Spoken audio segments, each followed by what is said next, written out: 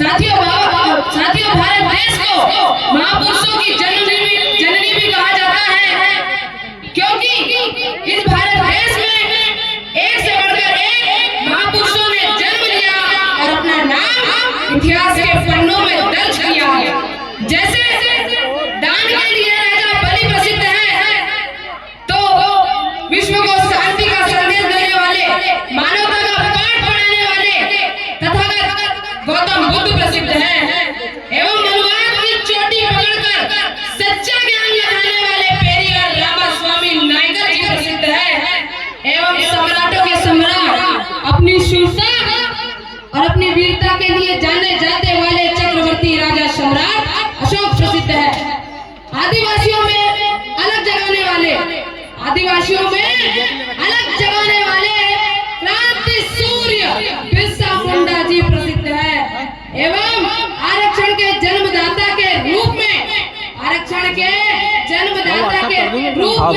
राजश्री कोल्हापुर नरेश छत्रपति साहू जी महाराज प्रसिद्ध है, एवं शिक्षा की ज्योति जगाने वाली इस देश की प्रथम शिक्षिका महिला माता सावित्रीबाई फूले प्रसिद्ध है, एवं समता मूलक समाज की स्थापना करने वाले राष्ट्रपिता महात्मा ज्योतिबा फूले प्रसिद्ध है। साथियों, इन सब नामों के साथ एक और नाम विश्वविख्यात अगाध ज्ञान के भंडार, कलम के बादशाह, संविधान निर्माता, भारत रत्न डॉक्टर बाबा साहब अम्बेडकर प्रसिद्ध है। और इन सब महापुरुषों को मेरा कोटि कोटि नमन वंदन करता हूँ एवं इनके चरणों में श्रद्धा सुमन अर्पित करता हूँ। साथियों, खुशियों बिना बहार नहीं होती, जनता बिना सरकार नहीं होती, कुछ किए बिना जय जयकार नहीं होती, और संघर्ष करने वालों की कभी हार नहीं होती, संघर्ष करने वालों की तो कभी हार नहीं होती। इसका जीता जागता उदाहरण इस मंच के अध्यक्ष महोदय एवं अतिथिगण एवं मेरे सामने बैठे आप सभी लोगों को मेरा क्रांतिकारी जय भीम, जय संविधान, इनकलाब जिंदाबाद।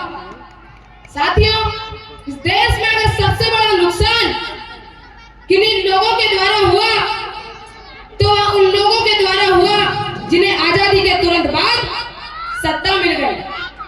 इस देश के अंदर अगर सबसे बड़ा घोटाला कहीं हुआ है तो वह इतिहास का हुआ है। हमें हमारे बहुजन नायकों के बारे में जानने नहीं दिया, हमारे बहुजन नायकों के इतिहास को दफन करने का काम किया। जिन बहुजन नायकों ने एक स्वतंत्र, बंधुत्व और एक धर्मनिरपेक्ष भारत का ख्वाब देखा था, साथियों, वह महापुरुष थे चक्रवर्ती राजा सम्राट अशोक, शिक्षा की ज्योति जगाने वाले, समता मूलक समाज की स्थापना करने वाले राष्ट्रपिता महात्मा ज्योतिबा फूले एवं माता सावित्रीबाई फूले, आरक्षण के जन्मदाता कोल्हापुर नरेश छत्रपति साहू जी महाराज और डॉक्टर बाबा साहब अम्बेडकर, और तमाम महापुरुष जिनके बारे में हम अभी काफी ही कम जानते हैं। इन महापुरुषों ने एक ऐसे भारत का सपना देखा जहाँ सब समानता से रहे, बराबरी से रहे, बंधुत्वता से रहे और कोई भी भेदभाव न हो।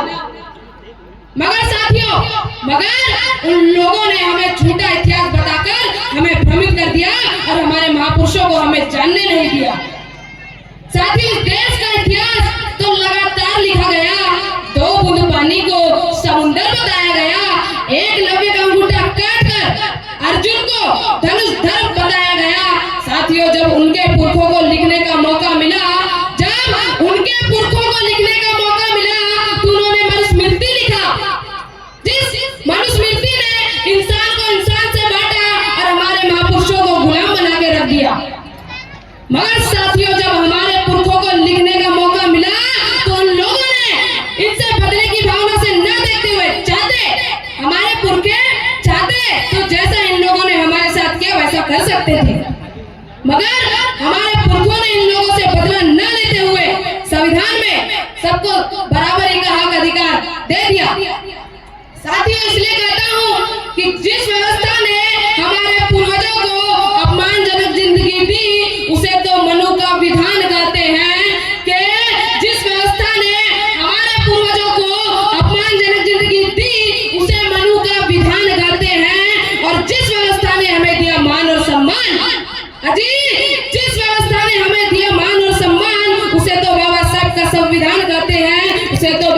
भारत का संविधान कहते हैं।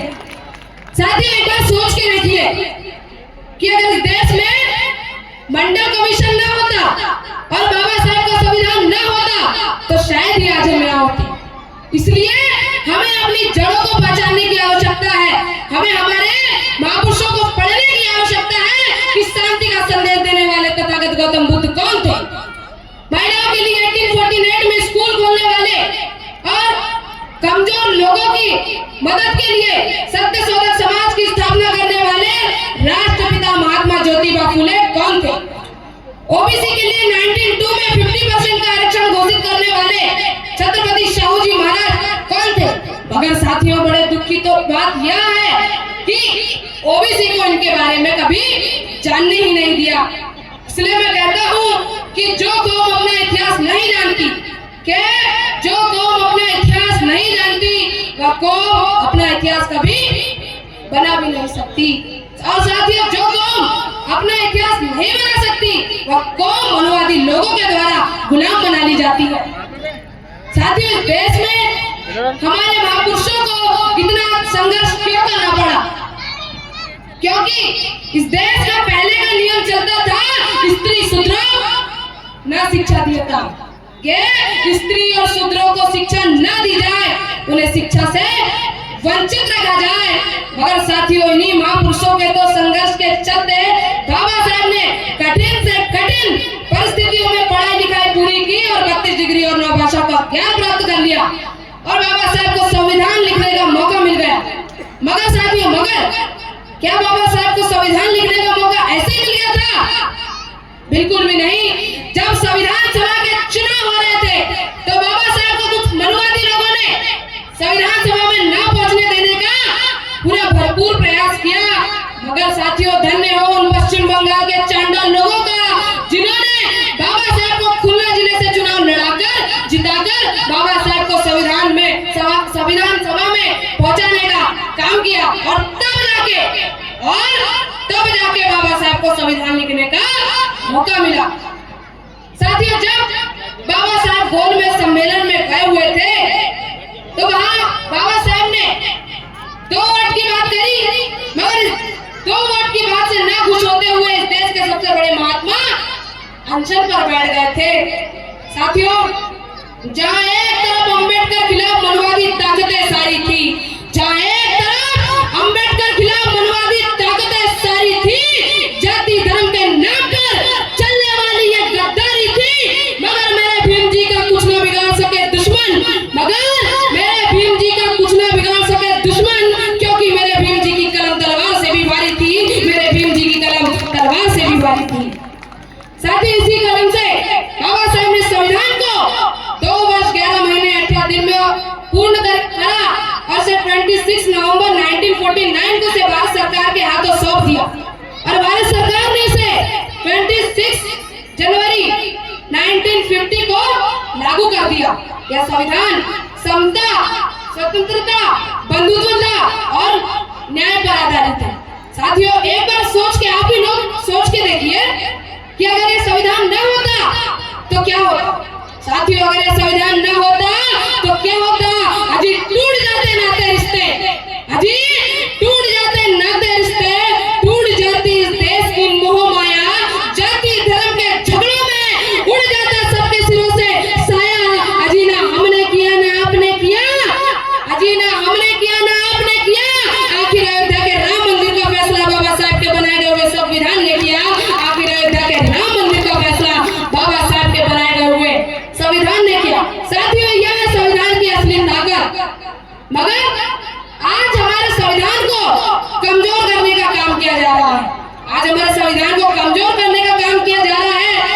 इसकी सुरक्षा के लिए हमें आगे आना होगा, इसकी सुरक्षा के लिए हमें लड़ना होगा, लड़ने के लिए पढ़ना होगा, वरना हार निश्चित है। साथियों, अगर सफल होना है तो नींद और चैन को त्यागो। संघर्ष एक चुनौती है, मैदान छोड़कर मत भागो, मैदान छोड़कर मत भागो। साथियों, बाबा साहब ने ओबीसी के लिए धारा 340 में लिखा कि जिसकी जितनी संख्या भारी उतनी उसकी हिस्सेदारी। मगर साथियों, आजादी के इतने सालों बाद भी इस आरक्षण की व्यवस्था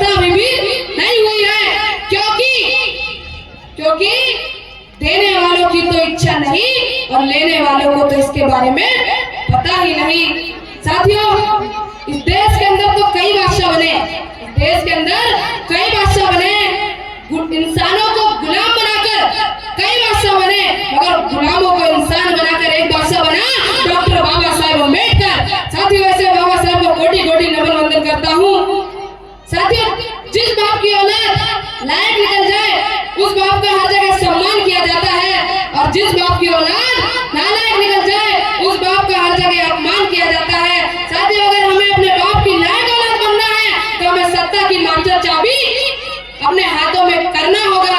इसलिए तो बाबा साहब समझा कर गए कि मेरे बहुजन समाज के लोगों, जाओ जाओ और देश के सबसे बड़े मंदिर लोकसभा भवन और विधानसभा भवन पर कब्जा कर लो, जहां से सबकी किस्मत लिखी जाती है।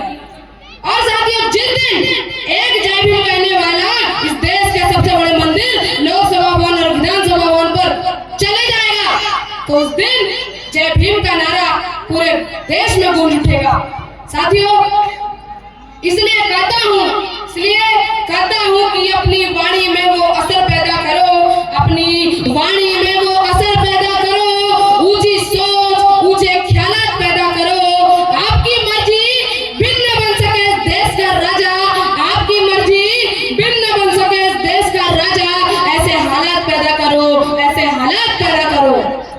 साथियों, पहले रानी के पेट से राजा पैदा होता था, मगर बाबा साहब ने उस रानी की ऐसी तुकबंदी की कि अब रानी के पेट से नहीं बल्कि जनता के वोट से राजा पैदा होता है। साथियों, बाबा साहब जाते जाते कह गए थे कि मेरे बहुजन समाज के लोगों, तुम मुझे मूर्तियों में मत ढूंढना, मैं तुम्हें किताबों में मिलूंगा, मैं तुम्हें विचारों में मिलूंगा। साथियों, इसी प्रकार बाबा साहब को किताबों और विचारों से निकालकर हमारे सामने लाने वाले, इंसानों को इंसानों से जोड़ने वाले, साइकिल से इस देश में घूमकर 600 से भी ज्यादा रैलियां करने वाले, मंडल आयोग लागू करो वरना कुर्सी खाली करो का नारा देने वाले द ग्रेट लीडर माननीय कांशीराम साहब को कोटि कोटि नमन वंदन करता हूँ एवं इनके सम्मान में चंद लाइनें प्रस्तुत करना चाहता हूँ कि माननीय कांशीराम साहब, आपकी तारीफ करूं कैसे, मेरे शब्दों में इतना जोर नहीं कि आपकी तारीफ करूं कैसे, मेरे शब्दों में इतना जोर नहीं। पूरी दुनिया का इतिहास उठाकर देख लीजिए, कांशीराम साहब जैसा कोई और नहीं, कांशीराम साहब जैसा कोई और नहीं। साथियों, अपनी वाणी को विराम देने से पहले कुछ कहना चाहूंगा कि मैं उड़ता परिंदा हूँ, पंख फैलाकर हवा में लहराता रहूंगा, आंधी और तूफानों से लड़कर भी अपना रास्ता बनाता रहूंगा। कि मेरे महापुरुषों का रहम करे मैं मुझ पे, कि मेरे महापुरुषों का रहम करे मैं मुझ पे, से जब तक सांस है उनके कारवा को आगे बढ़ाता रहूंगा, साथियों, उत्तर जाकर अपनी वाणी को विराम देना चाहूंगा। जय भीम, जय संविधान, जय विज्ञान।